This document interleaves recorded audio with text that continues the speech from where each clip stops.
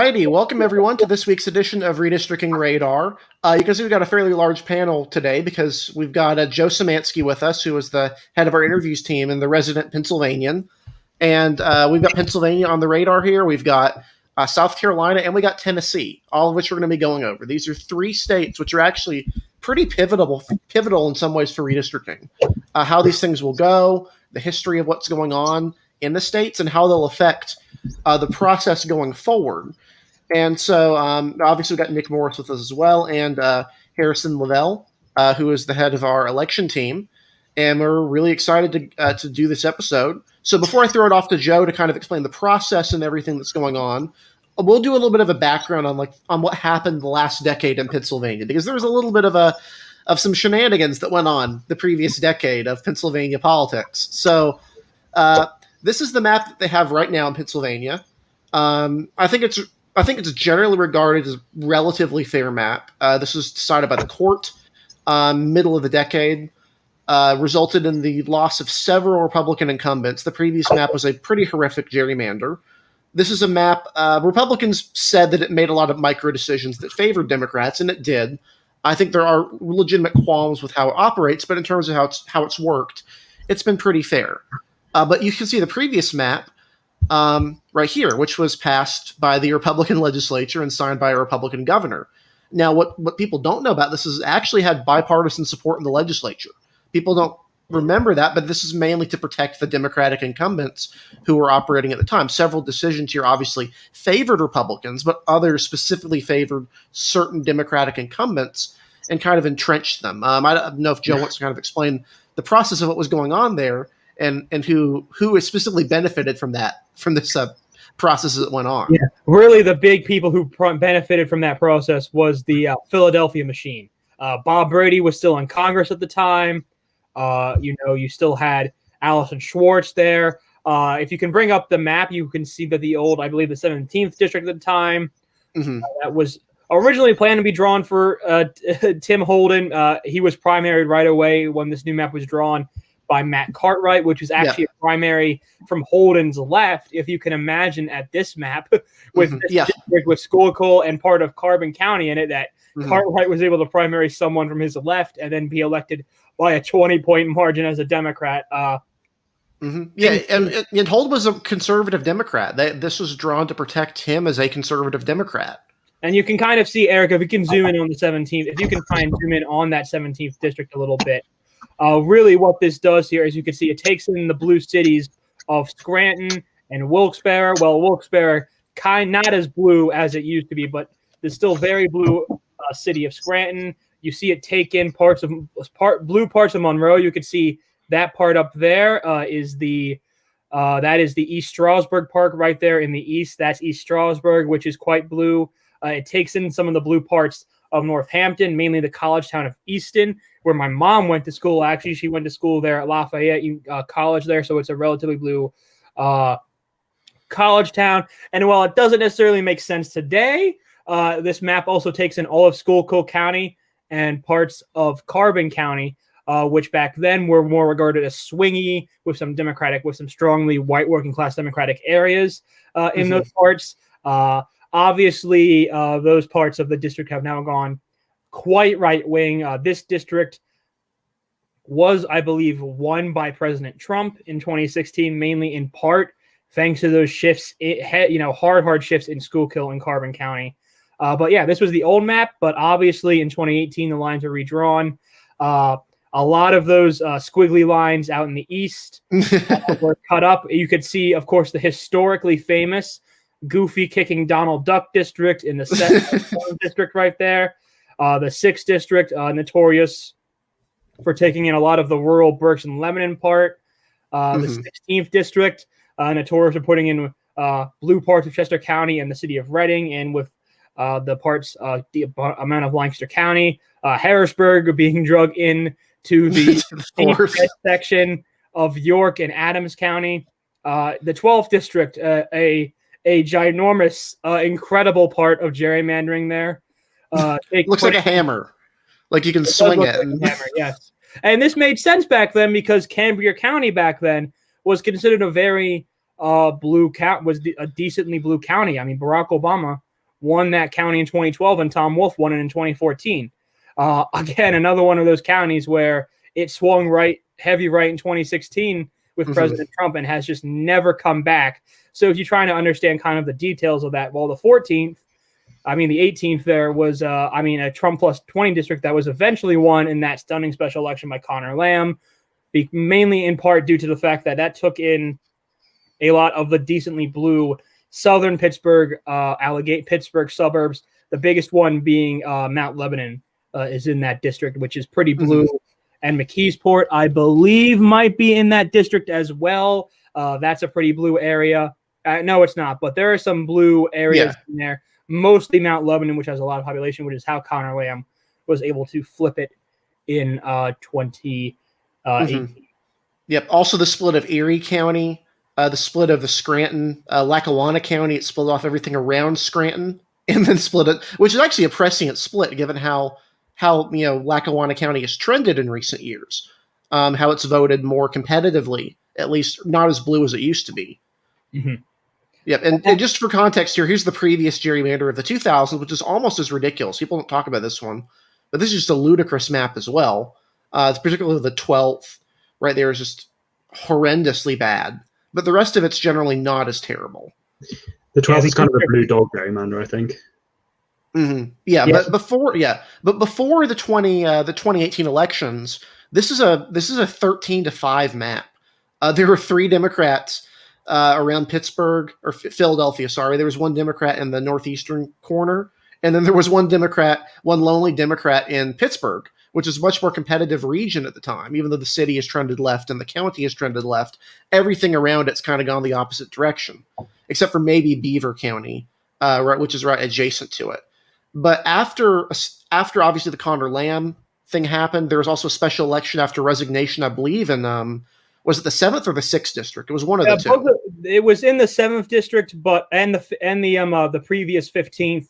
Both of those elections, though, happened simultaneously with the 2018 elections. But funnily enough, those 7th and 15th district specials happened along the old lines, while the 2018 actual elections happened along the new lines, which led to some weird, very, very close results. Republicans actually nearly held the old 15 from that special election with the same candidates, while Susan Wild was winning in the new seat against the same Republican candidate by about 8-9 points. She barely won by only about 1,000 votes in the special election. It might have been more than 1,000 votes, but it was a decently close margin in the other one. And it makes me, and a lot of people agree that if it was done under the old lines, a lot of people think that the old 15th probably would have been held by Republicans with the amount of money that would have been driven in there. Yeah, but now, of course, we have an 18-seat map with 9 Republicans and 9 Democrats. I'll go through the list here real quick because most of these aren't really that worth noting, aside from who's going to get chopped up in redistricting, which we'll mention later, which is going to be important. Well, again, Joe will explain kind of what's going on in the background and what we're kind of looking for. But you'll notice here, the state is actually interesting in that it has one of the few states in the country with a Biden Republican seat and a Trump Democrat seat. The Biden Republican seat is Brian Fitzpatrick in the 1st district. This is all of Bucks County and then a portion of Montgomery County. It voted for Joe Biden by a decent margin. It voted for Brian Fitzpatrick by a very wide margin. He's a well-known name there. His brother was a well-known figure. Everyone knows the Fitzpatricks. Very union-friendly Republicans, very, very solid fit for the area. I don't think anyone contests that at this point, that under these current lines, Brian has a very, very good position. Brendan Boyle has the wider part of Philadelphia, including the few Republican working-class areas over adjacent to Bucks County. Dwight Evans in the 3rd majority-minority seat.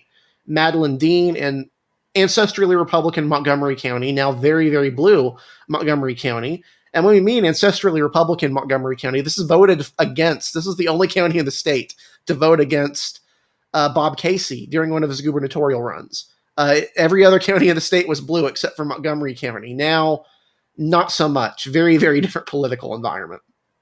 Mary Gay Scanlon in the Chester County or Delaware County district, which Joe could probably go into great detail about the legendary Delaware County Republican Party, which is now gone and in shambles, but was legendary for their local competence and governance in the county. Chrissy Houlihan in the 6th, Susan Wild in the 7th, very politically competitive district, survived a strong Republican challenge as compared to the 6th, which is a little bit more Democratic than before because of Chester County.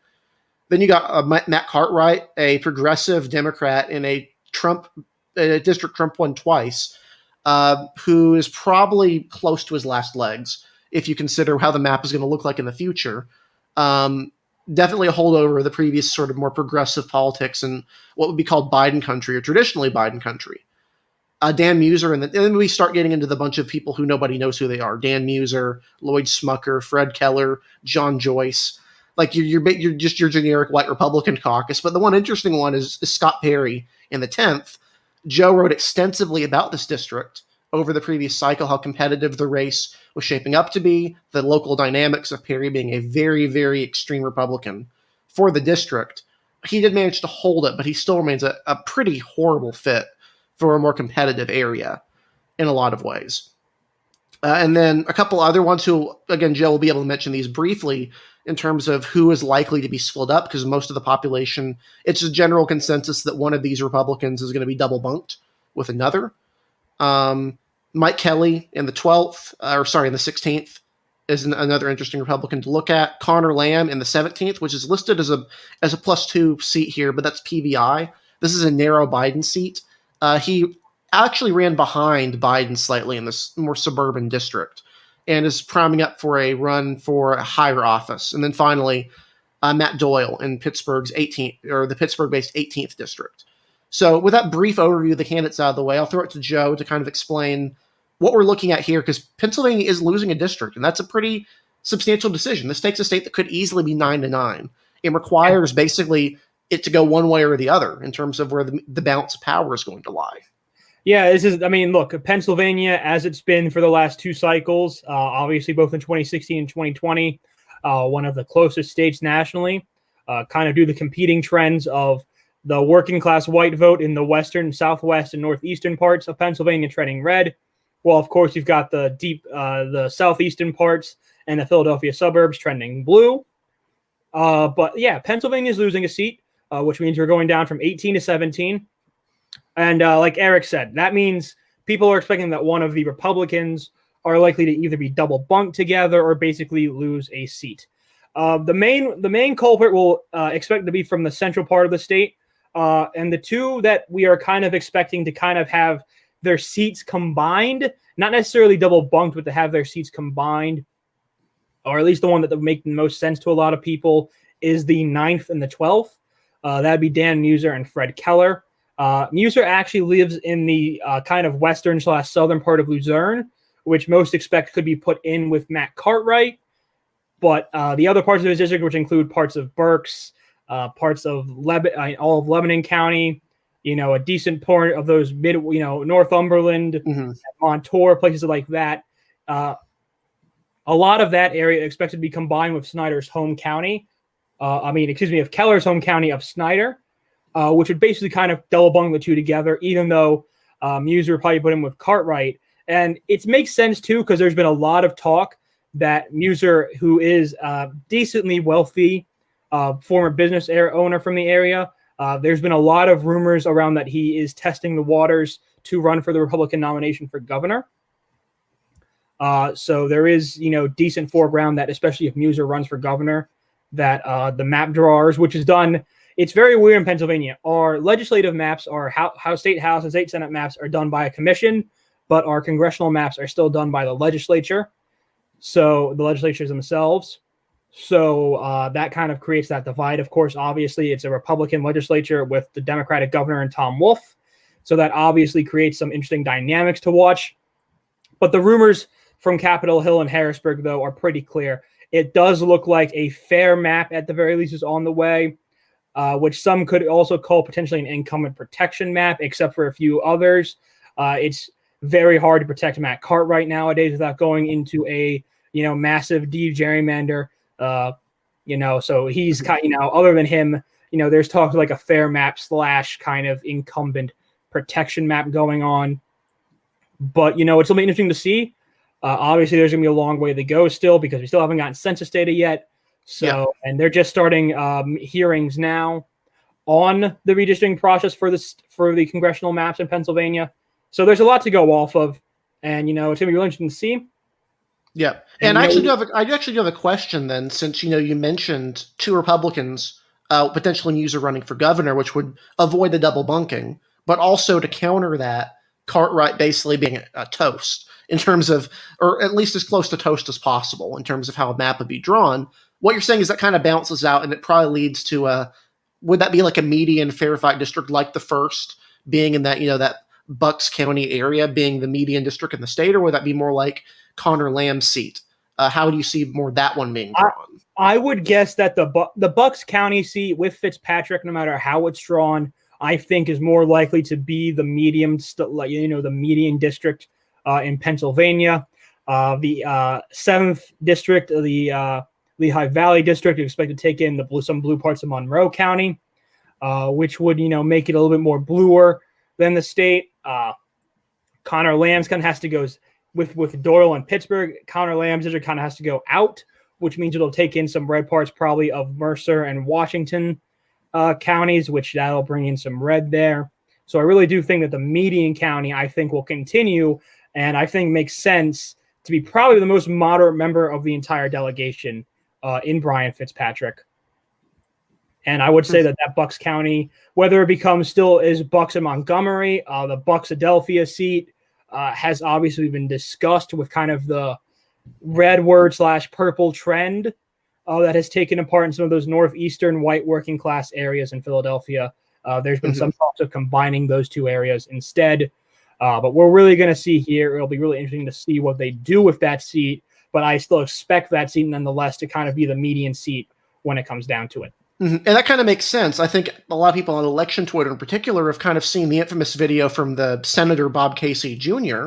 explaining, like, he's kind of an election nerd himself in some ways, of him discussing how Bucks is kind of very much a median county in the state. If it goes towards Republicans probably win the state. So it kind of makes sense to have it drawn that way, at least from a partisan perspective and a fairness perspective, because it is almost the size of a congressional district. It's very, very close to it. Not enough that doesn't have to go somewhere else, but it's enough that you really don't want to split the county, I would say. So, with that baseline out of the way, we'll go ahead and into our maps. We'll let Joe kind of show what he has first, and then we'll kind of go into the rest of our maps. Unless Joe would rather someone else go first. I can happily go first. And then he can roast our Pennsylvania maps. Yes, I can. Am I sharing here? Yes, and I just pulled the map up right here. Okay, excellent. So if you let me zoom out here a little bit here, folks, this would be my fair Pennsylvania map. Obviously, you do have some changes to the map here in the area. If it'll load the colors here out west a little bit, that would be nice. We'll start with the eastern side here, I guess, if my laptops. Aha, there we go. So we're going to start here out east. Obviously, you have the 1st district, which, like we talked about, Bucks County, almost expected to have around 630 to 650,000 people in population and itself. So obviously, it's not split. There it is right there. And then in my map, I take in parts of northern Montgomery County because Montco is just such a large county. It's okay to take from it. It's bigger than a congressional district. So I have no problems with splitting Montco. So it takes in parts of northern Montgomery County, which are a little bit more red, but still purple trending. Then you have the 2nd, which is still the majority white/Hispanic parts of the Philadelphia, of the city of Philadelphia. And I love the way you drew that. I love the way you take in the downtown area and into the white district. Yeah, obviously you can very easily see the split here between the white and the white Hispanic and the African American parts. The 2nd does have to take in some of the African American parts, but this takes in kind of the whole entire dock area of Philadelphia. Again, all of these white working class areas that would be favorable to someone like Brendan Boyle. And then you've got the 3rd district, which is, again, all in Philadelphia, except for this little portion up here. This is a super heavy African-American district. And if I can pull this back and show you guys the numbers for the 3rd district. It is about a 60% voting age population African American district. It's heavily black. This is the part of when you ask why Philadelphia goes blue all the time, by such heavy margins. It's because of this part of the city right here. These are some heavily black areas in Philadelphia, and it's hard to say that they really, they vote blue at 95 to 5 levels in some of these precincts. Incredibly blue. They have the 4th district here, which is I've switched the numbering for the 4th and the 5th. The 4th, obviously, you kind of go into here. You've got all of Delaware County, which, like Eric said, I could go on for ages and ages about the old powers of the Delaware County Republican Party that no longer exists. It does take in some parts of Montgomery and Chester County. This is a hard district to draw, I think. It's going to be a hard district to draw just because of the population levels that are coming in. It does take in some black wards in Philly, which is okay because you kind of got the black parts of Delaware County then obviously on this district. So it doesn't make it makes some sense to bring in those counties, to bring in those precincts. Then you've got a lot of southern Montgomery in here, along with parts of Chester. And then you have the 5th district, which I know looks a bit weird, but it's hard to kind of bring in everyone here. And the question really is, what do you do with Westchester? And I figured Westchester would probably, as a college town, would much rather be in a solidly blue district than potentially a swing district. So we've got the 5th here, parts of northeastern Chester, and then all of Montgomery County. Again, another just a district that has gone solidly blue. And then you have the 6th district. I think the 6th district is probably one of the most interesting districts to watch because the 6th district has, as of now, is Chester County and then the city of Reading. Chester County, I think, is going to have to be split here in 2022 for the new maps. And what I've done here is basically bring in, it still has a city of Reading in it, obviously, but this also brings in a lot more of the outer areas of the red parts of Berks County, which now makes this a little bit more of a swing district. This is composite level map. This is what I've got right here. But if we go to the elections here, if you go to the senator race, Pat Toomey won this district by a decent margin, and it was incredibly close in the presidential race. It's still a light red district. President Trump won this district. So, it would be a very competitive district from what we've got. And then the 7th district here becomes a little bit more blue. Like I've mentioned, it takes in all of Lehigh and Northampton counties and then comes up here into Monroe, into the northeastern part of Monroe County, and takes in East Stroudsburg and kind of the bluer parts of Monroe County. So that's what you've got there. And it kind of shores up Susan Wild in the 7th a little bit. And then you have the Matt Cartwright district in the 8th. Luzerne and Lackawanna are whole here. So we've ended the Luzerne split.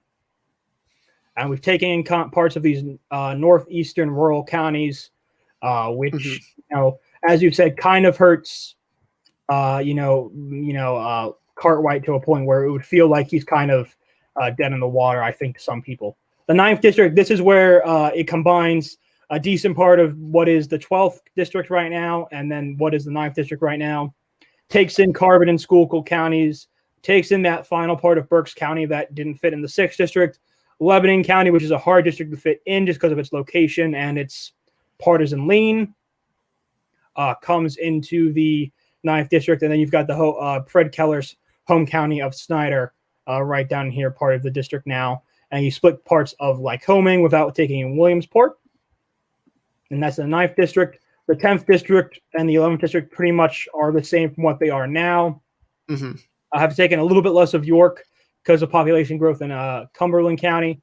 But the cities of Harrisburg and York are together still, along with the entire part of Cumberland. This is a swing seat, no doubt.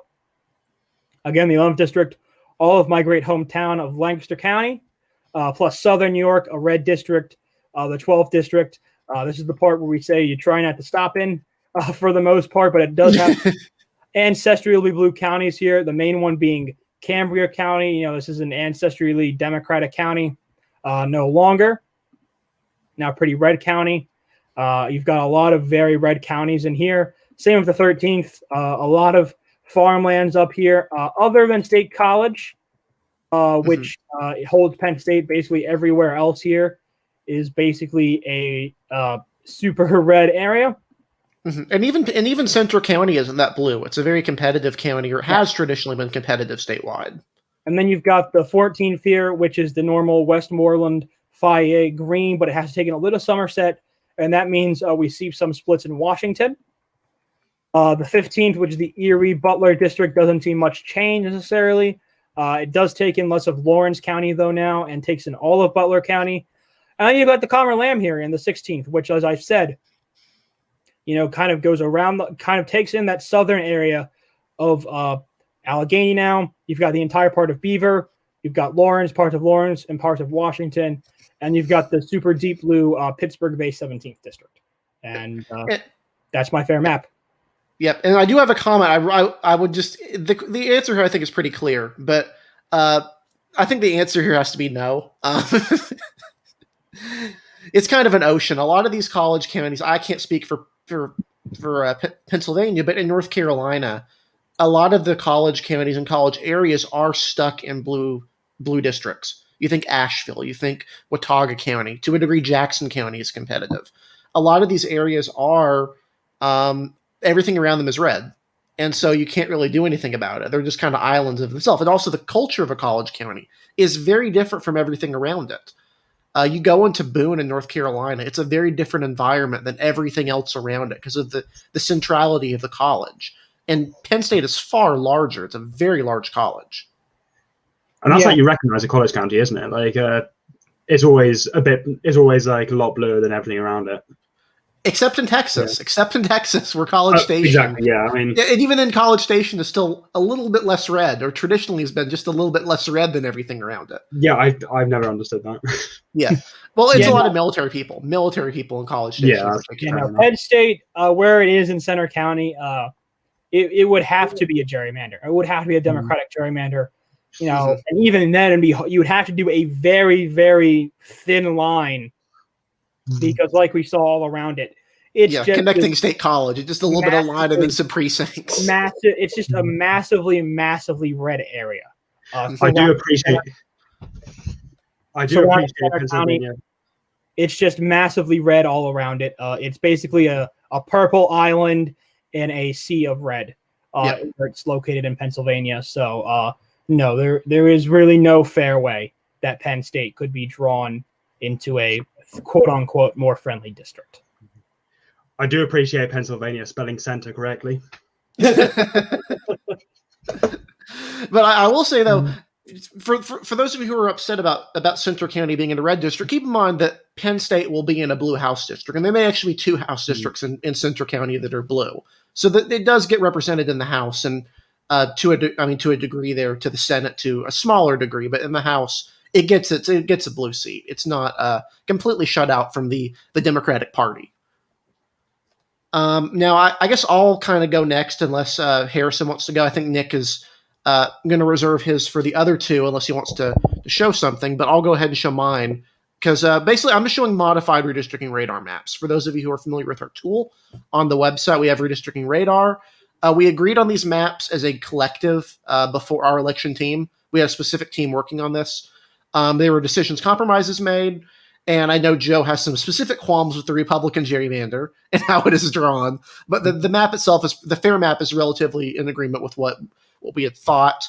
Although it did have to make some changes for population shift, and namely, basically every seat in the western portion of the state was underpopulated, and nearly every seat in the eastern portion of the state was overpopulated, because that's kind of the divide in Philadelphia or Pennsylvania right now.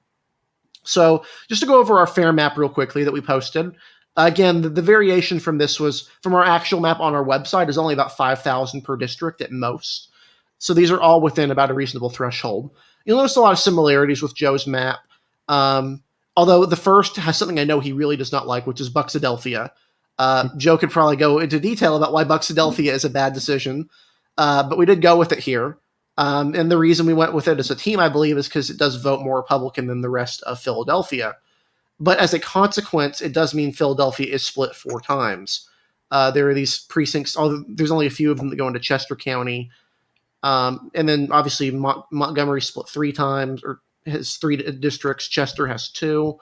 Bucks is split. It's very similar in a lot of ways, but a little bit different. I think in particular, probably some of the big ones are the 12th and the 9th take a vastly different shape here in terms of how they look compared to Joe's map. The 10th has less of a focus on York, the areas surrounding York, I believe. This one goes more into here, or I think his goes more into the southern portions of York and then cuts out these western portions. And then obviously the other one is around 17 and 16. None of the counties south are split here, and then 16 takes in all of these northern areas. The result is what Democrats would probably say has a little bit of a Republican lean. You'll notice in 2016, these districts 17, 5, 2, basically the map would have gone to Republicans by a little bit more than the state's proportional vote. Although it's worth noting, Cartwright would have still won the 9th. The 16th probably holds as well, and the 16th will be more competitive under this map, under the Biden election, than under the previous one. So I'll go ahead and let Joe kind of mention some of the specific, differences why his map is preferable in a lot of ways, because I think he does know the state better than the rest of us at elections daily.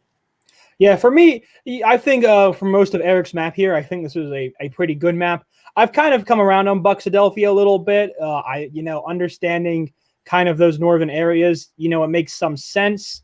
It's kind of just a hard thing, though. Do you, draw something in more regionalized with the more richer suburbia parts of the northern and central part of the county? Or do you draw in with the northern Philadelphia, the match more with the southern working class part of the county? Mm-hmm. It's a little bit hard to decide there. Yeah, because you notice these areas around here are bluer, and it's not bluer because of working class. It's bluer because they're more affluent. Yep, that's correct. You've got, I think your southeast Pennsylvania is bang on. Your 6 is about where I would put it. I've got no problem with your 9th. Splitting Dauphin County. I know you're taking a little bit part of those northern parts of Dauphin County there. Mm-hmm. Some people kind of regard that as a no-no because the district itself is not that large. This is something that people get wrong about Pennsylvania a little bit. Dauphin County, even though it holds our capital of Harrisburg, Harrisburg is not a big city, and Dauphin County is not a big county. It's only about, I think, around 280,000 people. It's not very big. So I would say for most people, you would probably leave that together. Mm-hmm. This is only for population reasons. It's basically just quickly trying to fix the population disparities between our maps. For the 16th, then, the big thing for the 16th is that you have drawn in Mike Kelly into the 16th district. That's probably going to be regarded as a big no-no. And then you do kind of have this. There's been a lot of questions about what they're going to do with this southern part here of Allegheny, where it has trended Republican. This is the trending Republican part of Allegheny down here. You see some of these areas, especially if you get into this, tail area here. There's talk of is it really fair for us to place that in with the, super blue city of Pittsburgh? Mm-hmm. That's going to be, I think, a heavy topic of discussion. It's probably the part of the court-drawn map that I think Republicans who aren't, upset former, slightly moderate suburbanites probably have the map, is that the fact that they drew in that heavily southern part, decently Republican part of southeast of southern Allegheny in with Pittsburgh. And that's something that I think might try to be fixed. And I think kind of maybe potentially the olive branch that could potentially, I do think, be kind of that, helping out Susan Wild a little bit in the 7th district and hooking in those more blue parts of East Strasburg and the Poconos and Monroe, and kind of pulling her up to a certain extent by giving her those decently blue areas. Yeah. And before I move on to the other Republican gerrymander we had, I do want to ask one question real quick, is that a lot of people basically wonder about the 7th, where it should go. Should it go with Carbon, or should it go with the more East Stroudsburg? I know people who swear up and down that Carbon County is the ideal choice for the 7th. What's your take on that sort of split? I think there was a time where it should be that made sense. I don't believe that is any more of a time. Allegheny and Northampton are purple counties. Lehigh to a certain extent, a more light blue tint. Now Northampton is basically the swing county of the swing counties. It was the only, if you won the county in 2020, you won the state. But both the treasurer races and the auditor races. The Republicans there who won those races won Northampton. And the two Democrats, Josh Shapiro and, of course, President Biden, proceeded to both win Northampton. So it's a purple county. Carbon is just no longer that. Carbon is now such a deeply red county that it would absolutely screw with the partisan lean of the district. If we take it from kind of an even district to probably something more along the lines of an R+3, R+4 district, I'm almost certain that President Trump would have won the district if parts of Southern Carbon were drawn into the seat. It's just kind of how I think Monroe, for how Pennsylvania is today, I think it makes a lot more sense to draw in those eastern parts of Monroe County of this district with just the communities of interest, I think, that are a part of them, than to draw them in with the Carbon County part of the state. And now there is one person who would love for that split to happen, and that would be Matt Cartwright, because that would mean he would get Monroe County. But Democrats have kind of, I think it's generally an open secret that it's kind of a lost cause, that seat. It's just getting too far gone in terms of where you can reasonably expect, especially in an off year, that's probably going to lean not as Democratic as the previous election cycle, if you know the last century and a half of election results is an indication in America, with all but a few exceptions. So that's just kind of the split there. And we'll go into the other one, which is the Republican gerrymander, which I know Joe is going to have has a very specific issue with in terms of what something Republicans would never ever do, and that's crack Pittsburgh. You can easily crack Pittsburgh now. It's actually hilariously easy to crack Pittsburgh. All these seats around here vote for Donald Trump by at least 15 points. So it's not even like they're plus 10. They're plus 15 in 2016. Very, very Republican areas. Like if you look at the how this map works, the 14th, 15th, 13th, and 16th. 14th goes to Trump by 15 points. 13th goes by 16. Or 13th, sorry. The 15th goes by 15. And then the 16th goes by 14. And the 17th goes by 14. So these are all very Republican districts. But they would never, ever crack the city of Pittsburgh. It just doesn't seem like a likely possibility. This is a hypothetical map. It's not a realistic map. Otherwise, the rest of the state in particular, just this disgusting divide around Philadelphia limits the Democrats to only 4 districts around this corner, including this hilarious one that strings from Philadelphia through Bucks County into, I believe, that would be Lehigh County. That's Allegheny right there. Yeah. I mean, Allentown, excuse me. Allentown. Yeah, Allentown. Just a ridiculous district. The downside for Republicans, if they do something like this, which they cannot do because of the governor being a Democrat, is that it breaks in the Senate race pretty badly. Bob Casey wins all of the Pittsburgh-based districts, which would make J. Miles Coleman very happy, but would make almost nobody else in the state very happy at all. And then the governor race, every district goes for Tom Wolf, literally every single district. So that's not ideal for Republicans. That's the downside to a map like this, is it does, when you draw an aggressive gerrymander, it does tend to break. Although, funnily enough, this does give you a sign of the ancestral strength of Pat Toomey. This 6th district, which has parts of Chester County, becomes the most Republican in the state. Whereas if you compare it to the Trump map, how Trump did, his best district is the 12th, which has parts of Lackawanna and Luzerne counties. So it gives you an idea of the difference between those two coalitions there. One representing the past of Philadelphia, Pittsburgh politics, Pennsylvania politics, too many P's, and the other representing everything else. So those are our Elections Daily maps. And then we'll go ahead and have the rest of the maps that we're going to show as well. I think we can just move on to the other states because I feel like we've done a good job on Pennsylvania. Okay, perfect. So that's So we'll go ahead and let Joe go. He's the Philadelphia, Pittsburgh, Pennsylvania expert, all of the P's in that part of the country. Thank you for being on. I appreciate your contribution. Be sure to follow him on Twitter. He does all of our interviews for the most part. And a lot of put a really good article today about some of the most crucial primaries to watch, which is another aspect of redistricting to keep an eye on. So thank you for being on. All right, and so now we're going to move on to our other 2 states, which will be a little bit quicker to go through because they are important states, but they're not in terms of what could be gained or lost for both sides. But they also are Republican-leaning states to a very, very large degree.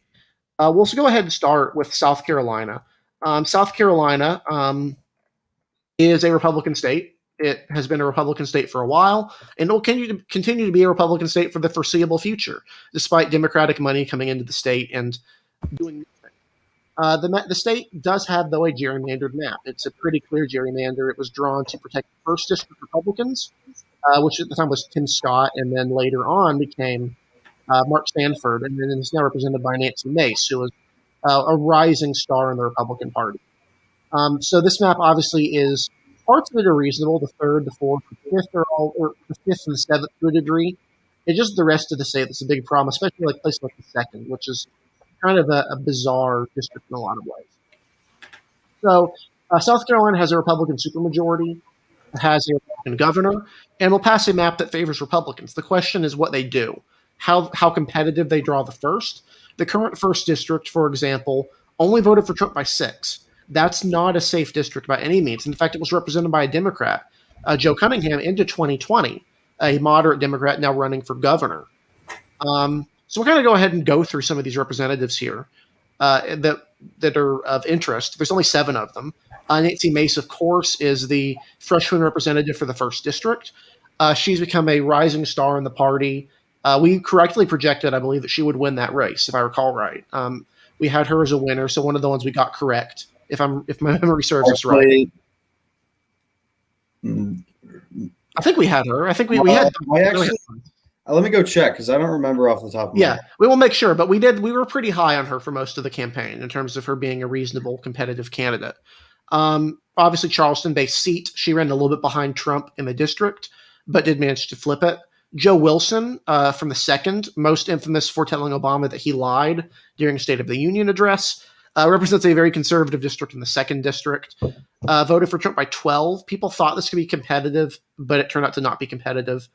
The third is Jeff Duncan. This is the mountain, basically goes from the northwestern corner of the state, where you find Clemson, parts of Greenville County, and then some of these other areas around the state. Very conservative district. William Timmons represents the seat, which is Greenville-Spartanburg, is the Republican urban centers in the state.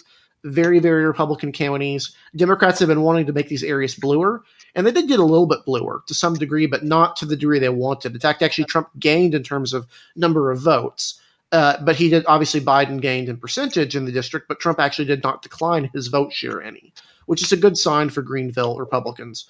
Ralph Norman represents the ancestrally Democratic 5th District, formerly represented by John Spratt, a Blue Dog Democrat that Harrison could probably explain in great detail about. It's a Republican seat, though, at this point. Trump was 17. Democrats did almost slip it in a special election that opened up in the Trump administration. They got within 3, I believe, in the district, 3 or 4. A very, very close special election race. But it's now out of reach. Jim Clyburn. Oh, sorry. No, I was just going to add, one of the interesting things about John Spratt, he was one of the Democratic incumbents that went down in 2010 that really didn't even try to shy away from voting in favor of the Affordable Care Act. He was very direct in supporting the Affordable Care Act and went down with the ship as a result. But he only lost by about 10 points, which was not as bad as some of his other conservative Democratic colleagues, to be honest. Yep, and you'll notice the seat was, even in 2012, Republicans, Mick Mulvaney only won it by 11. So not exactly, the most. And Spratt had also been there for decades, since 1982, I believe. Yeah, he had a reputation as a fiscal hawk, along with people like Kent Conrad in the Senate caucus. He was one of the Democrats who was kind of a go-to for budget negotiations. A lot of ancestral Democrats and Blue Dogs will bemoan his defeat as a major loss, but it was kind of a foregone conclusion after he not only voted for the Affordable Care Act, but did so fairly unapologetically and did not even attempt to shy away from the fact that he had supported it. Just real quick to update, I looked back at the official House ratings that we agreed on by committee, and unfortunately, we did have Joe Cunningham winning re-election. Unfortunate. I think I lobbied for Mace at least, but I think there's overall we were all grossly incorrect about predicting the Democrats would come out with 242 House seats. But those are our committee ratings at the end there. I am happy that I predicted Troy Nehls would win and that Bice. We got Bice correct. Bice would win. Those are the two that I'm very happy about. And Max and Malliotakis. We got Malliotakis. Because people on Twitter were always so rude when I said that Troy Nehls would win, and then after he won, it's like the Troy Nehls sheriff with the laser eyes. Right. Yeah. Jim Clyburn represents the 6th. He lives in Columbia, but the district also has lots of the Black Belt, portions of Beaufort, portions of Charleston, a lot of ancestrally Democratic regions in this area. And then finally, Tom Rice, who was one of the more interesting Republicans. He is the only Republican that both voted to reject the results of the 2020 election and to impeach President Trump. If you read Joe's article today, it was great. But Tom Rice is one of the people in there because in that kind of seat in South Carolina, as Joe explains, it's not looking too good for a primary. Yeah, I mean, basically the problem. So the good thing for him is that for challengers is he has to get 50% to declare primary. The problem is everyone under the sun is running for him except anyone notable. Just real quick, Eric, if you could look up Trey Gowdy on here for the last example back in 2010, that was the last time a Republican incumbent actually lost a primary in South Carolina, and the guy's name was Bob Inglis. He literally lost by 40 points in the primary. Inglis. Yeah. Well, that was after Inglis endorsed. That was after Inglis endorsed a carbon tax. I know. Yeah. Which is he's a very, very passionate advocate Things of the carbon tax. Things are not looking too good for Tom Rice. Yeah, but I mean, again, it depends. The impeachment thing doesn't seem to have bothered him as much as others. Nobody notable is actually running against him. It's just a bunch of people who nobody knows who they are. I think somebody like Anthony Gonzalez finding himself in a more difficult situation from voting on an impeachment vote like that. Yeah. In terms of having opposition. And Ohio, you don't know what the districts are going to look like. So. And again, this seat is very interesting because it takes in Myrtle Beach and it takes in portions of this portion around Myrtle Beach, but also takes in 3 Democratic ancestral counties adjacent to Robeson County in North Carolina, which are, one of these is flipped to Republican now, but the other 2, these are 3 very diverse counties, as well as places like Florence, South Carolina, and I believe Darlington, South Carolina, home of this famous NASCAR Speedway, one of the greatest racetracks on the planet. Legitimately, it's a phenomenal raceway. Darlington Speedway. It's really unique shape. It's a fantastic track. I go into the lore behind it because I'm from North Carolina and we care about NASCAR here. But needless to say, that's kind of the map. In 2016, 2018, Democrats did flip a seat. They flipped a seat for the first time in the state since the 2000s, where they had more than 2 districts. And then they immediately lost it to Nancy Mace. So the question is, what will the state look like? I have 2 maps. I think Harrison and Nick have 2. I'll go ahead and let Nick show because he's kind of been sitting in the background. And then we'll go to Harrison and then we'll go to myself to close off of our maps for South Carolina. We do, I think, expect this to be a 6-1 map, though. All of us would expect a 6-1 draw to protect Nancy Mace. It's just how they do it. It's going to be a challenge for them to do so. Because Charleston has trended so far to the left relative to expectations, I would say. Mm-hmm. Right, so can I yeah, go ahead and share. Right. So this. And to answer a quick response to Matthew Tarr while you load that up is yes, Pittsburgh is actually easy to crack because it's not that blue. It's not that big of a county. It's not that big of a city, to be honest, at this point. And everything else around it is very, very red, except down ballot. Oops, sorry, this is Pennsylvania. Yeah, so I just quick look at my my Pennsylvania map, but we passed that section. So this is South Carolina. I drew a fair map for this one, mainly because I'm pretty awful at gerrymandering, but so this is it. And the way that this is done is that there's basically 1 safe Democratic district, 2 toss-up-ish districts, and 4 safe Republicans. So, I'm just going to go district by district. So first of all, the first district, and this is shaded by Senator 2020. I'm gonna be president instead because I prefer that. So first district is light blue. it's sort of like red. It went to Trump by about a point, I think, in 2016, and now, as you can see, it goes to Biden by 3.5. This sort of gets rid of the squiggle around Charleston, and I'll explain that later with the African American voters and what's going on there, because there are some African American voters in Charleston. But I decided to make a sort of a more compact version, which takes in most of Charleston and some of these areas out west. But yeah, light blue district. I think Nancy Mace could be fine because she's sort of a strong incumbent. The problem is she doesn't live. Yeah, the problem is she lives in what will be the 7th district, I believe. Oh, she does. Yeah, that's true. Yeah, she lives in one of the northern counties, like right up next to the border of Charleston County. Yeah, I mean, I kind of doubt that she would run in the 7th district. I mean, she's like, I don't think a primary challenge to Tom Rice from the left would really work out. Yeah, but yeah, Nancy Mace, she didn't vote to impeach Trump, but she came out very strongly against him when the whole insurrection thing was happening. So she's probably fine. She would probably be pretty safe against a Democrat, unless it was someone like Joe Cunningham. Someone who I don't think would be safe is probably Tom Rice, Joe Wilson from the 2nd district. And the 2nd district, I pretty much did the exact same thing here. I took in most or all of the big city. Columbia. In this case, Columbia, yeah. State capital. Exactly, yeah. And by some definitions, the biggest city in the state, I think. Yeah, so this is sort of still heavily white.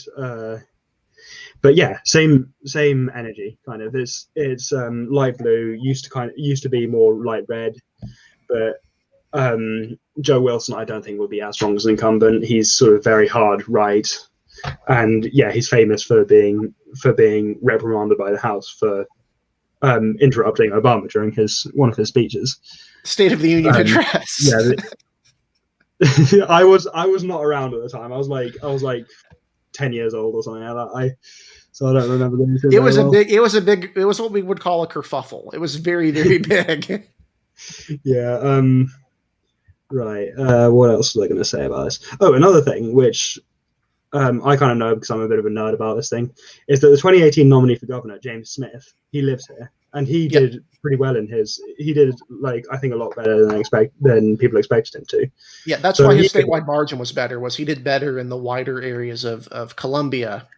Exactly. I'm going to see how much he won this by, just because I'm curious. I would say closer to 5, probably 5 or 8 points. 7 points.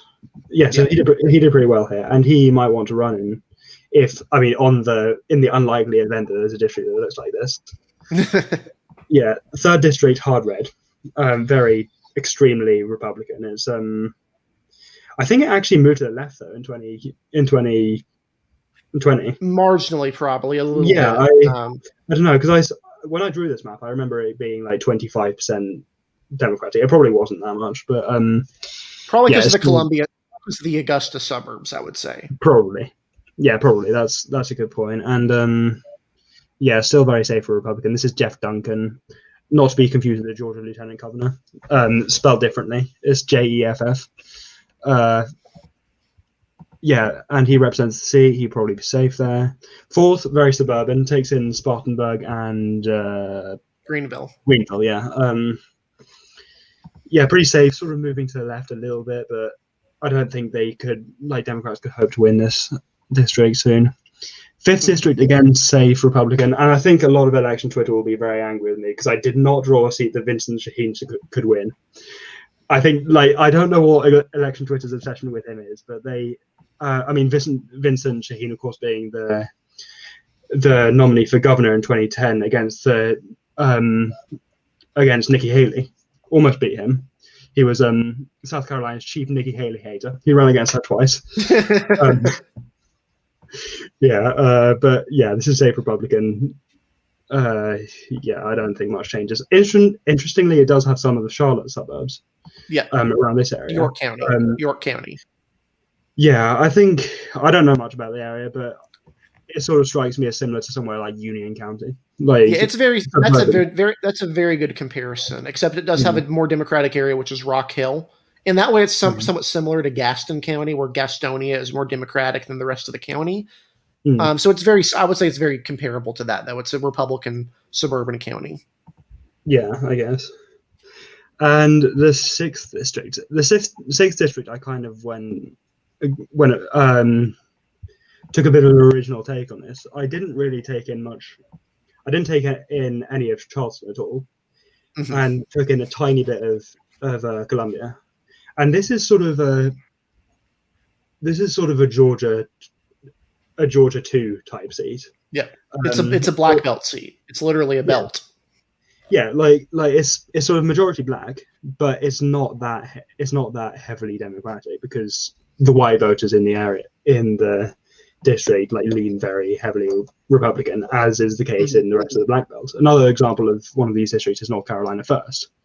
Recently it became a lot more Republican because it got rid of Durham, but very rural. I wouldn't really call Georgia 2 rural, but it's sort of that same sort of this is much more rural than that. Like, the biggest cities here be Florence and Darlington, neither of which are very big cities. Yeah, I'm not to say anything against them, but they're just not big cities. This would be a very rural tended district. Yeah, and in fact, South Carolina 6 is pretty rural as it is. I'm pretty sure it's one of the most rural seats in the country, and that has some of the big cities of South Carolina. So this would probably be up there with the most rural districts in the country. I believe the most rural at the moment is Kentucky 5, closely followed by Maine 2.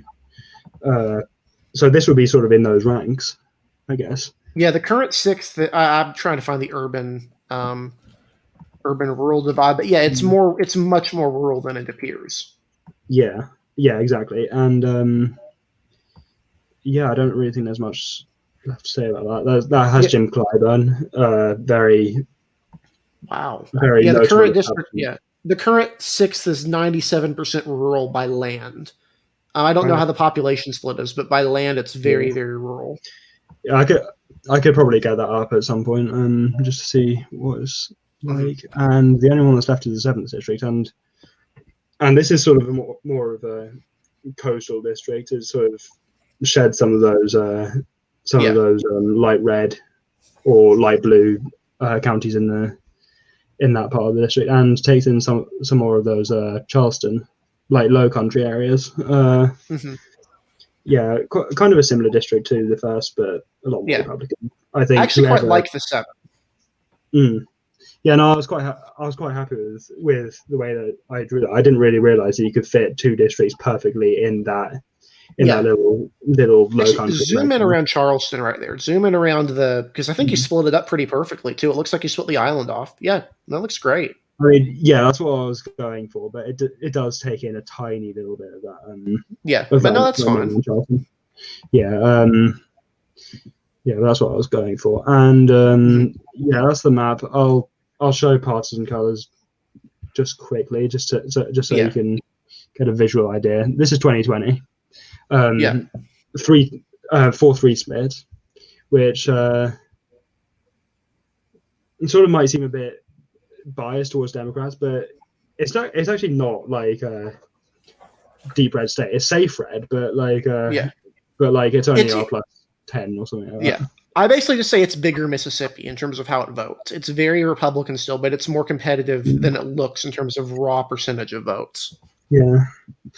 And this is Resistors' favorite race, the Senate race. They're actually very similar. Like, I don't see any color differences there. And the other one I want to show, President 2016 first, just so we can get an idea. These are red now.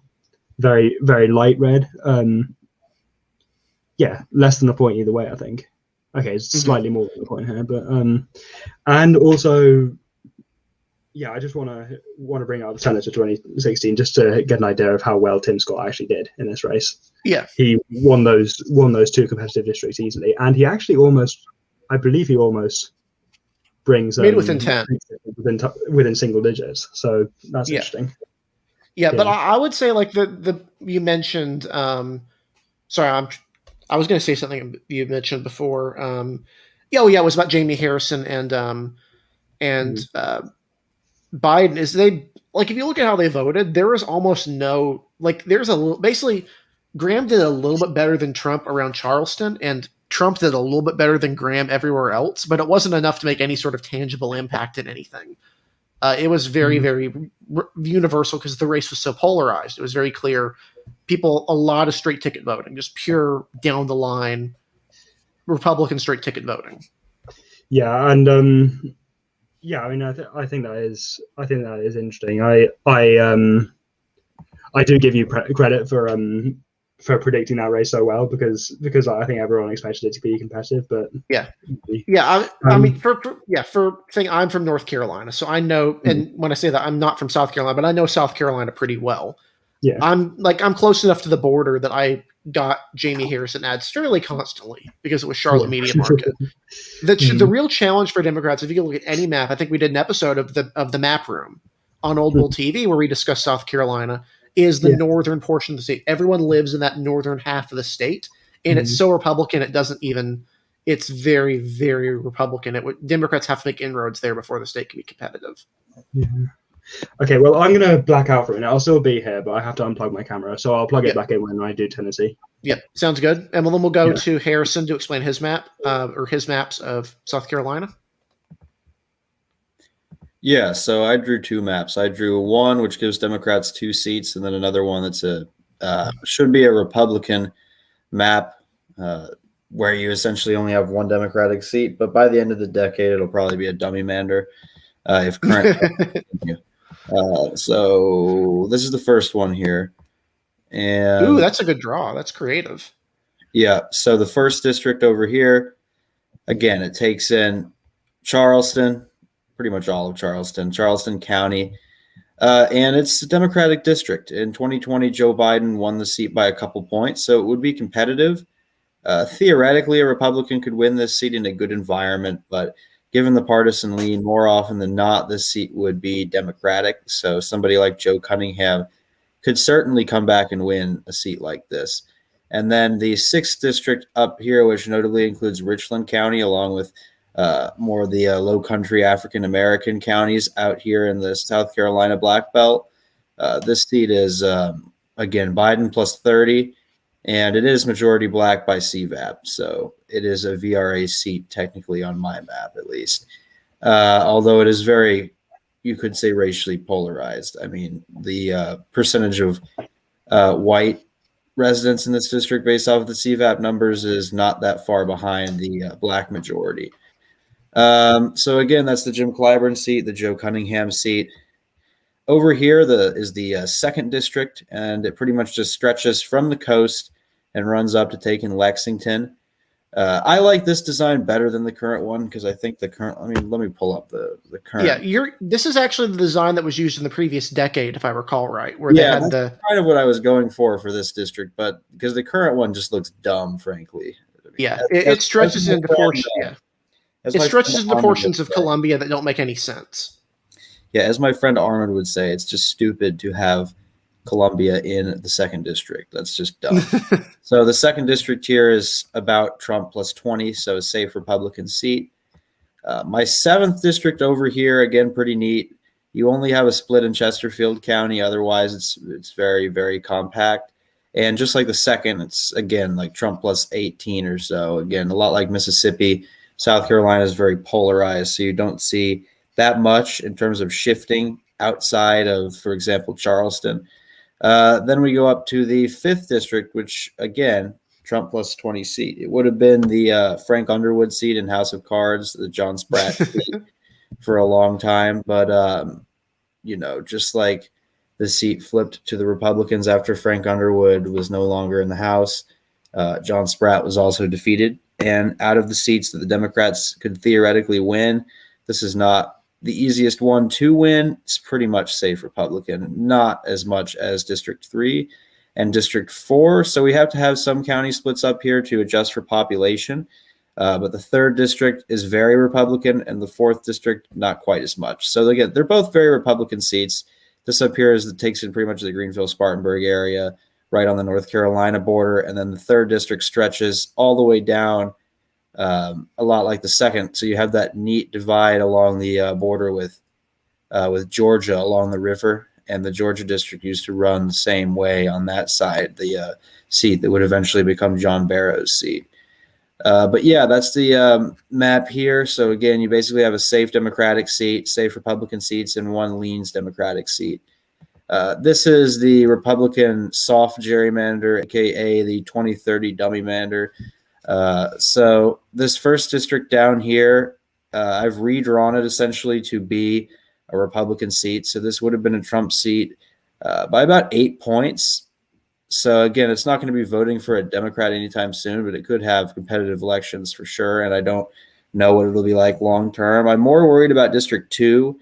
It takes in a little bit more of the bluer parts of Charleston. It's still a Republican seat because it stretches up to take some of the 7th District's territory.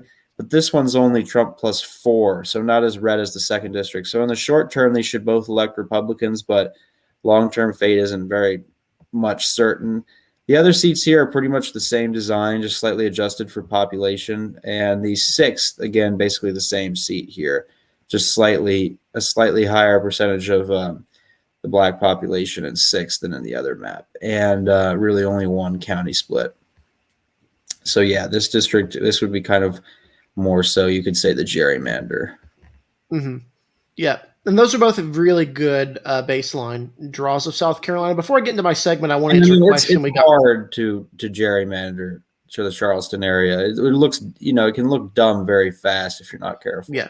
That's what mine looks like for perspective here. But I want to answer Avian here real quick, which is that could I see it becoming competitive in the future? It's a yes and a no question. So basically, there's two things here. Most of the Democratic growth in South Carolina comes from two areas. It comes from Columbia, which is the state capital, and it comes from Charleston, which is bringing in kind of like Wake County in North Carolina. It's bringing in a lot of white suburbanites who are not native to the state.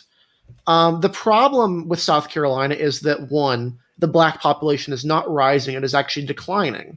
It's declining fairly quickly. It's gone from about, if you look at it in 1980, the black population of the state in 1990 was 20 or 30%.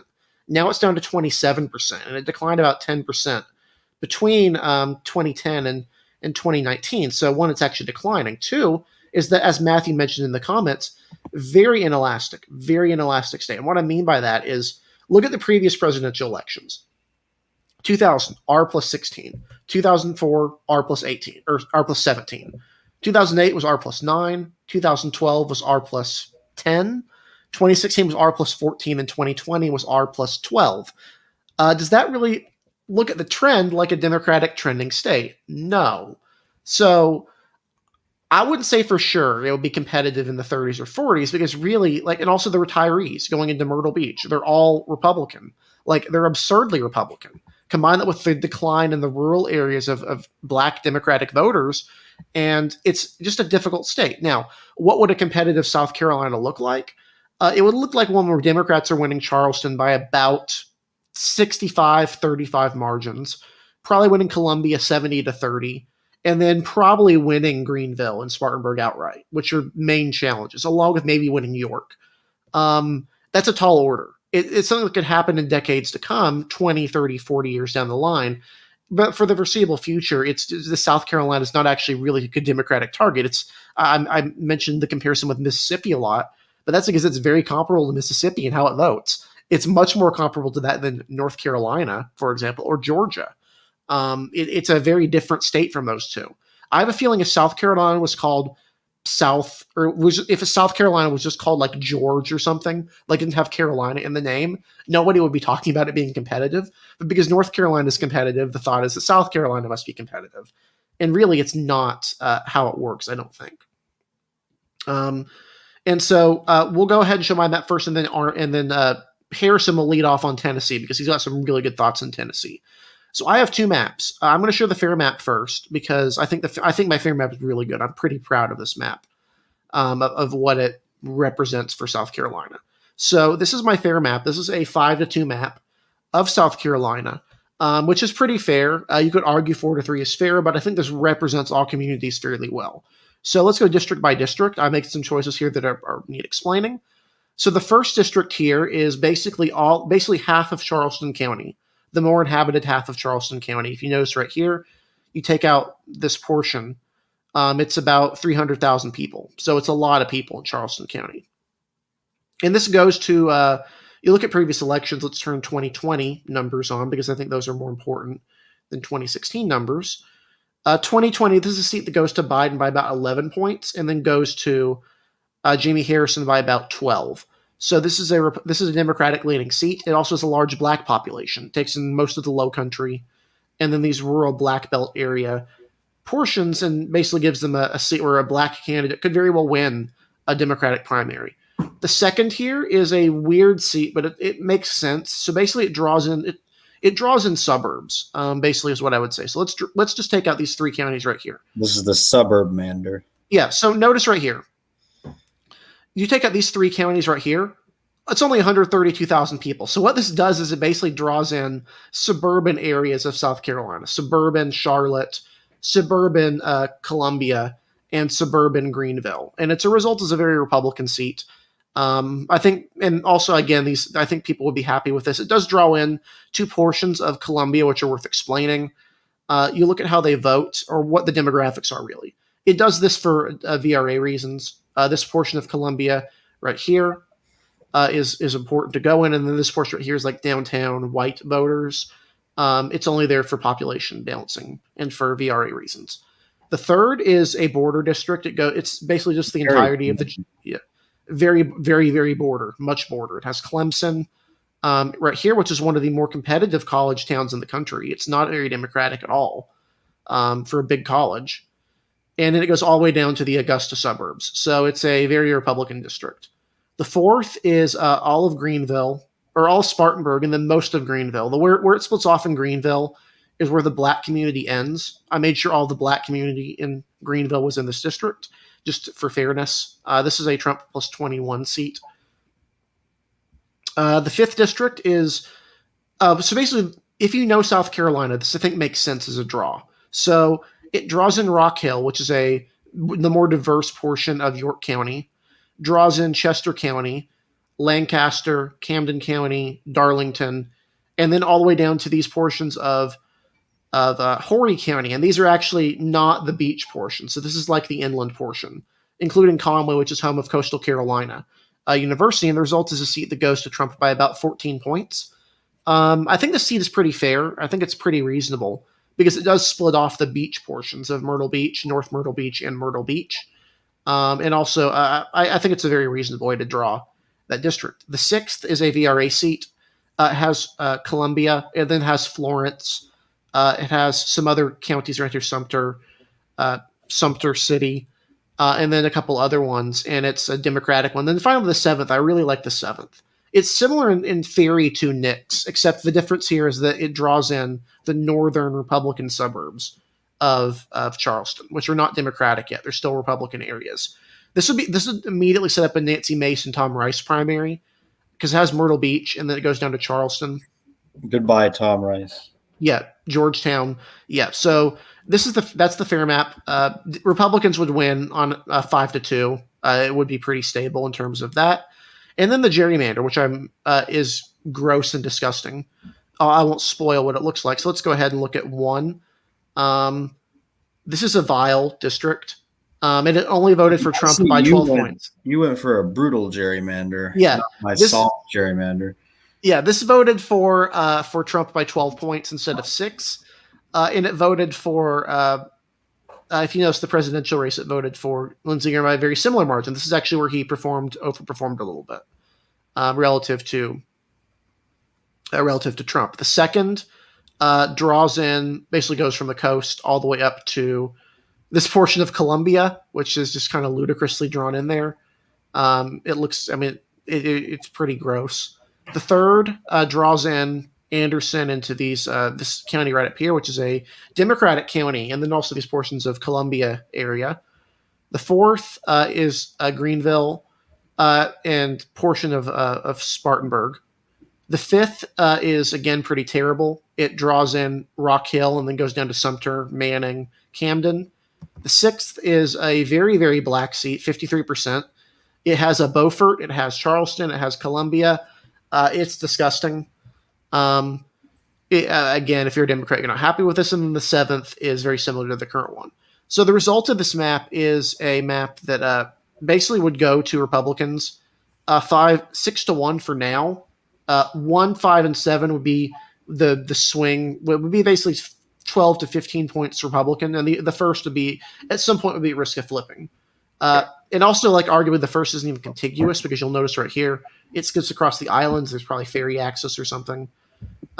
So yeah, that's what Republicans could do, and I think they will try and shore up Nancy Mace to give her at least a seat that voted for Trump by at least 10, probably 8, more like 10 points is probably what Mace would ask for. But I went above and beyond to make sure that she gets a seat that she is safe in. So those are my maps. They're pretty gross, but I think they get the point across.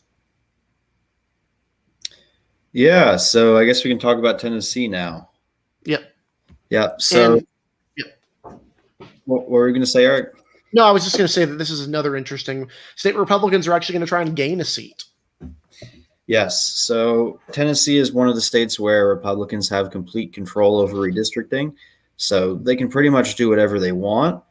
And the big debate now, before I go into a bit of the history of Tennessee, is over the 5th district, which is based in Nashville and is Tennessee's second blue district, if you will. And unlike Steve Cohen's district, it's not protected by the VRA.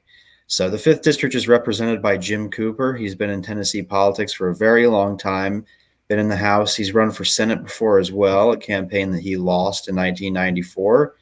And although his seat now is more Democratic than the seat he used to represent, in many ways, it's a seat that Republicans are going to try and crack. Now, we've seen this in other states, but compared to some of those other states that I'm going to talk about, particularly Missouri, Kentucky, and Indiana, this is a state where I would say it's most likely out of those 4 states where Republicans are going to crack successfully that seat among the other Republican seats surrounding it. So, if you look at Kentucky, for example, the 3rd district is based in Louisville, and that's home to Yarmouth, who's been in the House since he beat Ann Northrup in 2006. Pretty much after Northrup lost her rematch in 2008, John Yarmouth's been pretty much safe in that seat completely, and it's the only Democratic seat in the state of Kentucky since Andy Barr shored up Ben Chandler's seat, which hasn't been competitive since Amy McGrath put up a close race in 2018. But we've heard a lot from local Republicans there that despite the fact that they have supermajority control over the legislature in Kentucky, even someone like Mitch McConnell has said that he wants the Republicans to keep that seat. James Comer, who's also in the House out west in the old Whitfield district, has also said they want to keep Yarmouth. So that one's pretty much off the list. You can expect Kentucky to keep that one Democratic seat. In Indiana, something that's far more likely, I've seen a lot of talk about people in Indiana cracking the Indianapolis seat with Andre Carson, but that's very dangerous given how blue Marion County is and how Democratic Hamilton County is trending, the suburban county to the north of Marion. So instead, if Republicans do crack a Democrat in Indiana, they're far more likely to shore up their other incumbents around Indianapolis and crack Frank Mervan, who's a freshman. Because unlike the counties around Indianapolis, the counties up north on the lake, besides Lake County itself, where Gary, Indiana is, are trending Republican long-term. Lots of white working class voters there. It'd be much easier to crack him and put one Democrat in. But again, not as likely. And finally, Emanuel Cleaver in Missouri. That's another one, kind of like Kentucky. It's going to be a mixed bag. I ultimately don't think they'll crack Emanuel Cleaver, but I honestly don't know at this point. It's too early. If they do it, it's possible. But I would, again, return to Tennessee and say that Jim Cooper is not only the most likely incumbent to be cracked, but also the incumbent that it would be easiest to crack, basically by making the 5th a safe Republican seat and then splitting Davidson County, which is Nashville 4 ways between 7, 4, and 6. But a brief little thing about the history of Tennessee, and I'll share my screen here so we can look at the representatives. Just get that going. And it's worth noting one reason Republicans would want to crack Nashville is not because they dislike Jim Cooper. They actually like him quite a bit. It's because there's the risk of a DSA challenger flipping and that's the district. Cooper's a moderate. I mean, in the past, you could have even called him a conservative Democrat. So they do not want a Cory Bush in Tennessee. Yeah, he's very representative of the Democratic tradition in Nashville, which is overwhelmingly moderate. and very, very business friendly in particular. So here you have, first off, the first district, reliably Republican, Eastern Tennessee, very similar to Western North Carolina, especially historically when you look at it, because both of those parts of the South have historically been very unionist. Even during the Civil War times, they were pretty much the only white regions in the South to willingly vote and back Republican candidates. So again, been Republican for a very long time. And the congresswoman there is Diana Harshbarger, a backbencher, brand new to the seat, but that is the most Republican seat in Tennessee at this point. And that's where you have Johnson City, the Tri-City area. If you go over to North Carolina, you have you have Eric's College actually right up there. App State. App State. Yeah, and one thing to mention about this is a lot of this eastern portion of Kentucky or Tennessee is surprisingly dense. It's surprisingly based in urban centers. Johnson City, Kingsport, Knoxville. These are not small areas. It's actually a lot less dense or more dense than the 11th district in North Carolina, which it's a sprawling district. These ones are far more compact, and most of the population really lives in the urban or suburban centers around those tourism areas, like again, the Tri-Cities area, which is an interesting split. It's also, again, they're very, very Republican regions traditionally. Yeah, and after 2018, you essentially had three main retirements. So a lot of the current Republican reps are standard backbenchers. So Tennessee's congressional delegation, including Harshbarger, is actually very new. Tim Burchett, who represents Knoxville, for example, also very new, elected in 2018. Chuck Fleischman from Chattanooga, the third seat that has, you might say, been Republican for a long time. Out east there is Chuck Fleischman. Again, very Republican. He's been there since 2011. Now we get into seats that were formerly held by Democrats. So the 4th district, and I'm actually going to plug our Blast from the Past interviews with Lincoln Davis and Bart Gordon, two Tennessee Democrats, and we're actually going to be bringing back Blast from the Past soon. So we have 7 interviews and a playlist, and you guys can watch that playlist. We interviewed 7 members of Congress, or former members, I should say. But in our interview with Lincoln Davis, he had essentially always won reliable victory since his first victory in 2002 in a competitive race. And in 2006, easy victory. In 2008, it was his closest race or re-election race up to that point. He still won fairly easily. But the writing was on the wall. And like he said, after President Obama was elected, polarization had become so extreme in that part of Tennessee and around the South that even though Lincoln Davis had a 60% plus approval rating and had been doing well in polls conducted by his campaign, he still lost by double digits to Scott DesJarlais. And as Lincoln said, he said it had gotten so bad where, Lincoln told us a story where there was a town hall where he went in and a constituent was yelling at him. And when he asked him what he was yelling at him for, the constituent couldn't even name anything specific. Really, that pretty much showed just how powerful Obama's presidency was in terms of really once and for all destroying rural Southern white Democrats in the U.S. House, even though they lingered on the state legislative level. I mean, you still have John Mark Wendell, who would have lost if he had had an opponent. And he's actually from the same spot as Lincoln Davis up here in Fentress County, which is right over here. You have Johnson, Overton, Fentress, that band. And the old 4th district used to actually stretch up, down from Williamson County, upward to the border with Kentucky. But again, DesJarlais won the seat. He's been a very controversial Republican incumbent, certainly not popular. He's had multiple extramarital affairs and was involved in extramarital affairs with his own patients as a physician. He, at one point, encouraged one of the people that was not his wife that he had impregnated to get an abortion and proceeded to essentially attempt to commit suicide by putting a gun in his mouth. He's done a lot of bad things. He had a very close race in 2012 against Eric Stewart, a state senator, but it actually didn't turn out that close. And Eric Stewart could not beat him in 2012. He got about 45% of the vote. Ever since then, DesJarlais has won re-election easily in the 4th district. 5th district is Jim Cooper. The 6th and 7th districts are home, respectively, to John Rose and Mark Green. John Rose replaced Diane Black, who ran for governor but lost in an upset in the primary to Bill Lee after spending a lot of money And John Rose is certainly somebody who got lucky in that seat because Black would have 100% come back to politics. She gave up a very lucrative chairmanship in the House, essentially, to run for the for governor of Tennessee. And David Kustoff, again, very Republican in this 8th district. This used to be the John Tanner seat. John Tanner saw the writing on the wall in 2010 and decided to retire. And so did Bart Gordon, who had also been in the House for a long time. So Lincoln Davis was the only one to actually stand for re-election. Had the other two stood for re-election, they would have almost certainly been defeated. I personally believe that Bart Gordon would have done the best out of all of them. He probably would have only lost by about 10 points. But again, they would have all been defeated, including Tanner, who actually turned down the Senate race in 1994 that Jim Cooper ran in because he believed he would have lost. And he almost certainly would have because Cooper lost by double digits in that race against Fred Thompson. So, and it's worth noting about Kustoff real quick. He's interesting. He's one of the several Jewish Republicans in Congress. He actually goes to the same synagogue as John Yarmouth in Kentucky. Yeah. So, which is a notable thing, given the two are very, very different in their political. Or not John Yarmouth, Steve Cohen in Memphis. They are very, very different politically. Say that Steve Cohen is.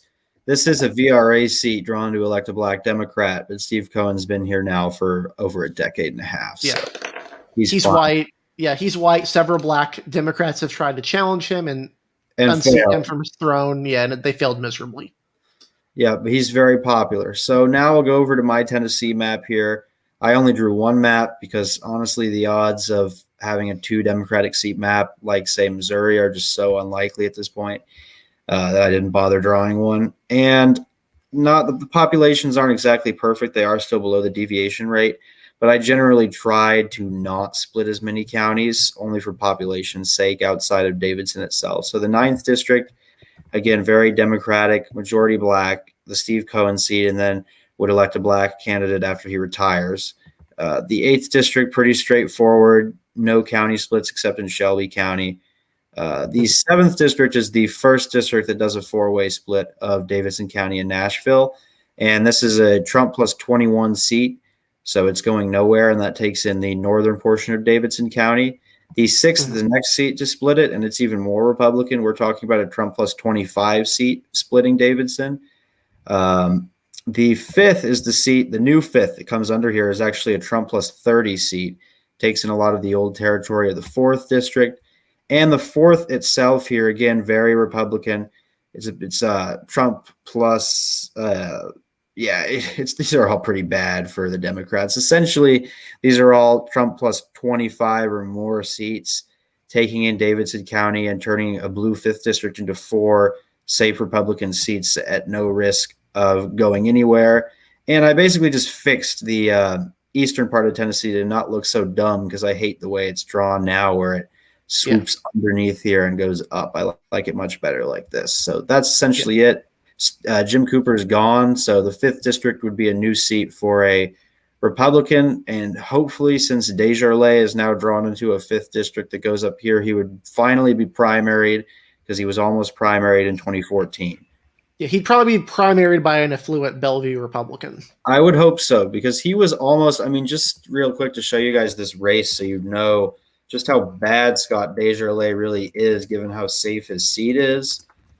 He almost was primaried in 2014. I'll pull up the race real quick, but it was a narrow hold by literally half of 1%. And if I share the screen here with you all,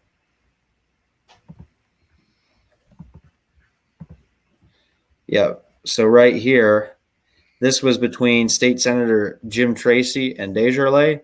And he literally only won by 38 votes. And it was pretty much because he dominated in the rural parts of the district. Jim Tracy did well pretty much up here in Rutherford County, which is where you have Murfreesboro. And it's in many ways a suburb, or not really. It's separate from Nashville, but, it's similar. And then obviously down here as well in the the eastern part of the district, the areas surrounding Chattanooga, he did well. So, ultimately failed. Yeah, I'll go ahead and show my map as well. Well, basically, one of them is a map that I drew, and the other is the redistricting radar map. I'll show, which is just showing off because I think it's a really good map. So the first map I'm going to show is the Republican gerrymander that I drew, which is very similar to the one Harrison drew, in a lot of ways. It does very similar things. I'll go district by district very quickly. Basically, the first is again Tri-Cities area. Second is based around Knoxville. Third is around Chattanooga. Pretty compact so far, pretty reasonable. Then you've got this district right here, which has stretches from this area all the way up to Bellevue and Franklin County, which is a Trump plus 28 district. So, not competitive for Democrats. This is a Trump plus 27 district. I kept all the incumbents intact in their districts here, so none of them would be losing their seat. Again, this one keeps that crucial La Follette to Nashville corridor intact. The 6th district it's a Trump plus 28 district. Cooksville to Nashville, very, very similar community of interest. 7th is Clarksville and Nashville. Again, same pattern, Trump plus 27. Very, very easy to do that. Then the 8th and the 9th are basically the same thing they were previously. So very, very similar to the previous map. Jim Cooper would be screwed with this map, obviously, but the upside for Republicans would be, one, they get another Republican, and two, they definitely do not get a member of the Democratic Socialists of America. Now we'll do the redistricting radar map, which is very similar. This is using the 2019 or 2018 precincts, but the differences is going to be negligible. This is just to show you the splits of what the process was, because I'm the one who actually drew this map for redistricting radar. So you'll notice right here, again, the density that I'm talking about. This portion right here, the 2nd district, it's not that big geographically. It's based around Knoxville. It's comparable in size to like some of the Charlotte area districts in North Carolina. Not that undense of an area. The 3rd as well, based around Chattanooga. Then the 4th and the 7th are basically rings around the Nashville area. The 6th is, I think, my favorite one of these. It has Franklin, has Smyrna, Murfreesboro, Hendersonville, lots of different suburban areas.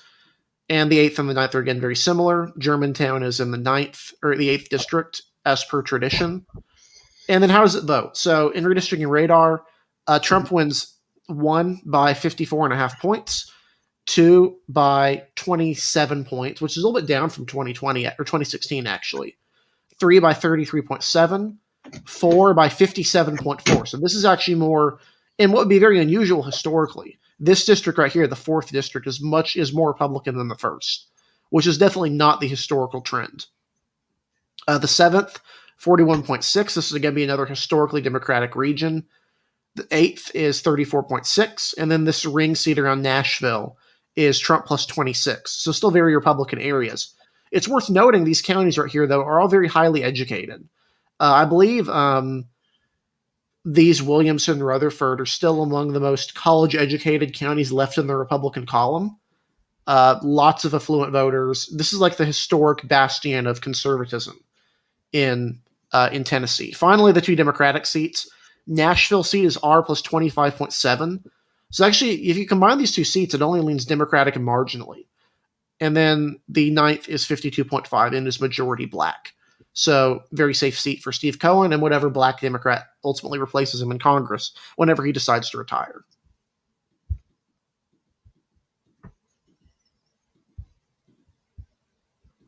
And they'll go ahead and let Nick show his map or maps.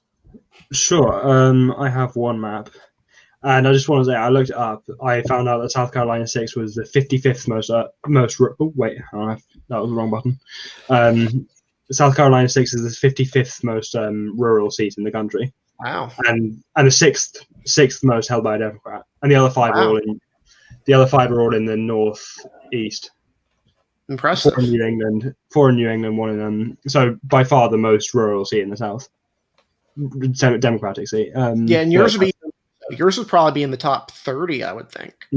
Yeah, I mean, I wouldn't be surprised if it's the most rural seat, but held by a Democrat. Apart from maybe Maine 2. Maine 2 or Arizona 1, probably. Maybe.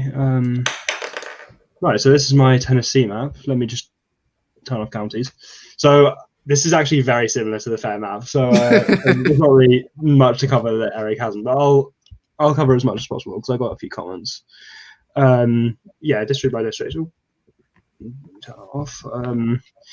First district. I think this is the district that has been held by the Republicans for the longest. Like of all of the districts that currently exist. It has a freshman representative, Diane Harshberger. Second, the only difference with the second is that it's a bit more compact. It's still centered around Knoxville, represented by Tim Burchett. I think the one word I can describe Tim Burchett is chill. I follow his Twitter. Like he's definitely the sort of guy you want to get a beer with. He's very like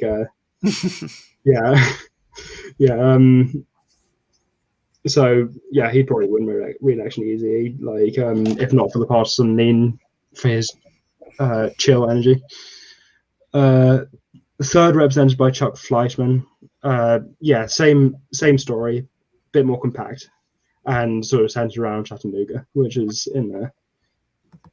Maybe not pronouncing that right, but you're perfect. It's pronounced. You pronounced it correctly. Not much special about that district. Fourth district, sort of the ancestry Republican area. Sorry, ancestry Democratic areas, but deep blue. In fact, I'm going to see. Does Tennessee have 2020 results?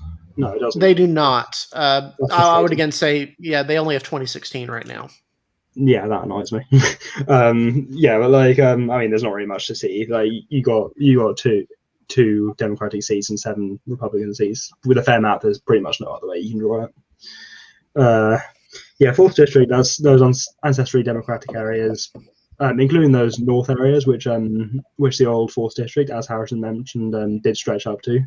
Interesting fact about Tennessee 4: before Lincoln Davis representative, it was actually represented by Jim Cooper, the current representative for Tennessee 5. He represented it back in the 90s. So that's something you might not know. And that's a perfect segue onto the 5th district, which is sort of a Democratic district because it's centered around Nashville, biggest or second biggest city in Tennessee, depending on your definition. Goes into Williamson County, and even if they decided not to crack Nashville, I don't think it's likely that a district like this would be drawn because experts in Tennessee politics have told me that they are averse to splitting Williamson County because it has a lot of those rich Republican donors. So I don't think Honestly, if they were going to do something like that, I would not be surprised if they decided to keep Nashville intact, but drew out, like, basically made some way to draw out some of the white voters around Nashville and then draw it up to Clarksville. And then that way they keep Williamson intact and then kind of string in some rural areas because there are still Democrats in Clarksville. You could easily do something like that and then, kind of keep the donors happy while also keeping Jim Cooper intact. I actually may draw that real quick just to show what it could look like. Yeah.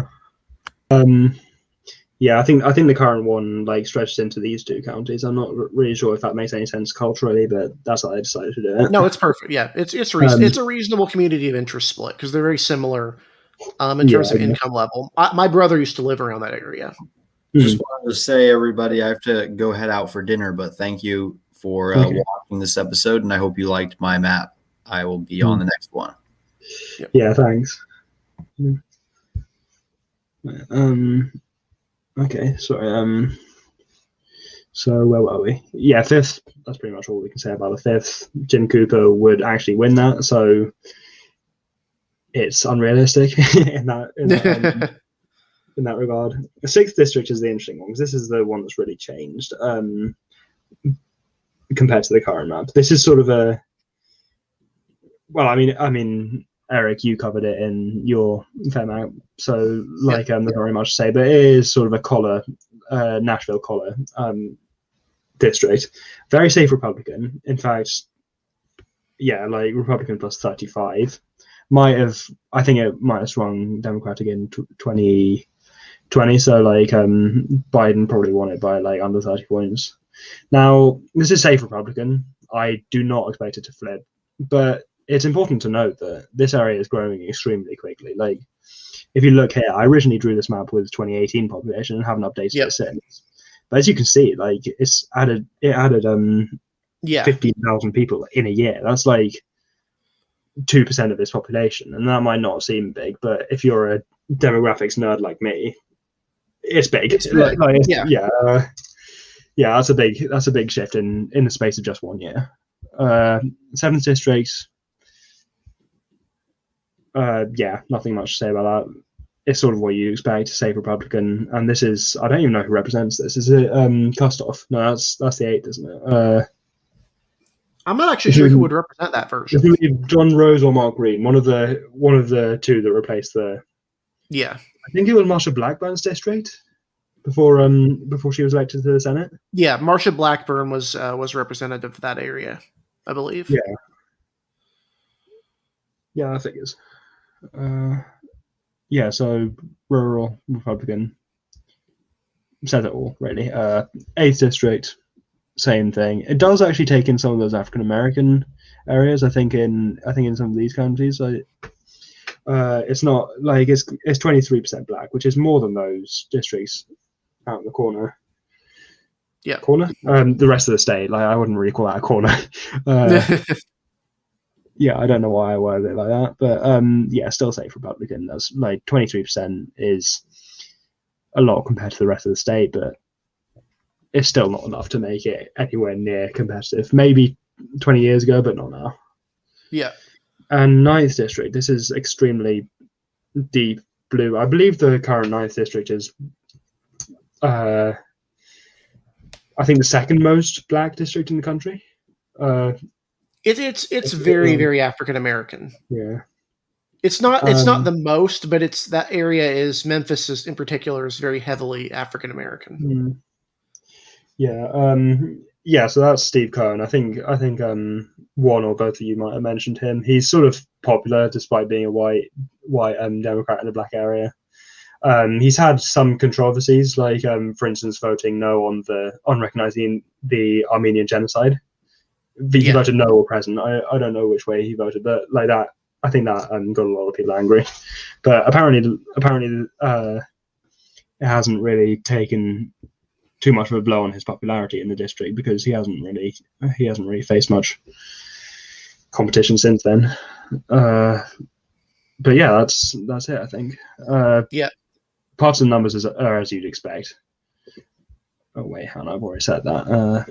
I'm pressing the wrong thing, and they're all very Republican. Exactly. Yeah, and those two are safe Democratic. Like, so it's very extremely difficult to draw a competitive district in the fan map. Let's just say that. Yeah, we're talking like very minor swings, very, very minor swings around Nashville relative to the rest of the state. Yeah. But I actually wanted to show the hypothetical I drew of the Nashville area, which is the ridiculous possibility I mentioned, which is if they wanted to keep keep these counties intact, they could just draw in part of Clarksville, which does still have Democratic votes. Just connect it with these two precincts, cut out Bellevue, Brentwood, Forest Hills. Yeah, that will sort of raise a lot of questions because it isn't a partisan gerrymander, but it still looks weird. So yeah, but it's done to keep these Republican donors down here, Bellevue, Forest Hills, Brentwood in particular. It keeps them happy, and I don't think Jim Cooper would complain about having Clarksville in his district instead of Bellevue, because these do have Democratic voters up there who are not represented by a Democrat right now. The whole county, Clarksville used to be more Democratic than it is. But it still has a lot of Democrats in that city area, at least the precincts I had there. I mean, this is not a small number of people. So, replies on his Twitter from leftists saying, "A reminder, your district looks like this." Yeah. Which is funny though, is that like the Crenshaw seat is not great, but it's not terrible in terms of because basically those white voters have to go somewhere. Exactly. You can't put them with the Hispanic voters. If you ever tried to draw, if you draw if you just keep those voters in the northern corner, in with the northeastern corner, in with the Hispanics, it makes no sense. It dilutes the Hispanic vote. You have to send them in with someone, and it kind of makes sense to give them in with more inner city Houston voters. It's not great, but it makes sense, kind of. Yeah, I think it was drawn to pull the swingy I think then swingy, now deep blue areas in Houston out of Lizzie Fletcher's district, or then John Culberson's district. Yeah. I think if you saw the original map, they actually intended to split that even more. They had the 36th district, which is currently in like the southeast corner of the state. It sort of like loops around Houston and then goes into it sort of goes into the western part of Houston, and it looked really weird. And that was struck down by the courts in Texas. Yeah. Like, that's a mark of how extreme it is. Yeah, but again, that's our episode for tonight in terms of the maps. Thanks for being on for this longer one, going over some important states that could tip the balance of the House if it's a competitive election. 1 or 2 seats do matter, especially when we have right now. 5 votes is the difference between having a majority and not having a majority in Congress. So every one of these seats matters. So I thank you guys for being on, and thank you, Nick, for staying on through the whole thing. We'll be back. We'll be back soon with additional episodes, additional states. And thank you guys for watching.